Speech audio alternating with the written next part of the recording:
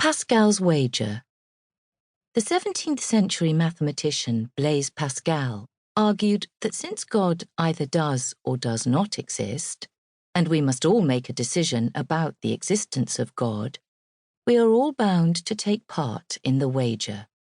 You can commit your life to God because you stand to gain infinite happiness in the infinite hereafter, with what amounts to a finite stake, your mortal life. If you do not commit your life to God, you may be staking your finite life for infinite unhappiness in hell. By this logic, the infinite amount of possible gain far outweighs the finite loss.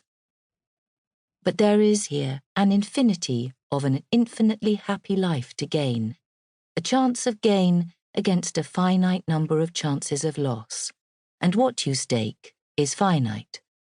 Blaise Pascal, Pensée 272. The ants have moved in here now. Rachel brushed the small body aside and turned the pillow over. Eliza glanced up from her book. The ants, in the sitting room. They followed us in here, Rachel said. Are you sure? I just saw one. No, are you sure it's an ant? They're so tiny. I don't know how you could tell. Eliza returned to the hardback that was balanced on her bosom. I don't need glasses. Yet. Rachel prodded her. Do ants bite? I've got to finish this for tomorrow. It's definitely ants. The same ones that were on the sofa last summer. They got in through the gap in the window, and now they've found a way in here. You couldn't put a baby in a room with ants. Eliza? Yes? Did you see them before, when you slept on this side? No. You wouldn't have noticed anyway. Maybe one. Is that why we swapped sides? The book fell away from Eliza's hand. What? Nothing. No, tell me.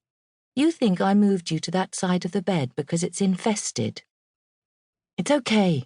Read. Rachel looked at her girlfriend. I know. Sorry.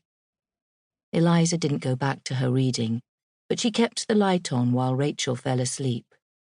She wondered whether she should get the pest controller from down the road to look at the flat.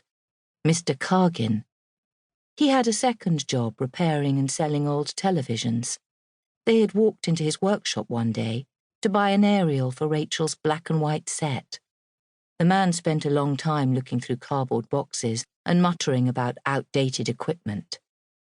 Eliza saw Rachel trying not to mind the posters on the wall, each one with a picture of a cockroach or a rat, along with a method of extermination. There were so many different creatures, and all the pictures were the same size, so the termites were as big as the squirrels. Mr. Cargin stared at them both for some time. He stared at me, Rachel said when they walked away from the shop. He was fine with you. He didn't find an aerial, and he was bad-tempered about the entire transaction, though it had been his idea to start rummaging through the boxes. Eliza didn't imagine he made much money in television repairs, but she thought the extermination business might be a means of expression as much as an extra income. She had promised Rachel they would never go back. Rachel lay next to her, breathing heavily. It had been Eliza's idea to change places, because she had a new desk, and it wouldn't fit in the alcove on her side of the bed. It was a practical decision, and even Rachel could see that it made sense. The flat was already crowded with furniture, and the desk could double as a bedside table. But maybe the desk had disturbed a nest, or maybe it was the time of year for ants to move indoors. Eliza had not deliberately changed sides because of the insects, but now she would have to prove that she cared enough to fix the problem. Ever since they had talked about having a baby, Rachel had been testing the temperature of Eliza's love.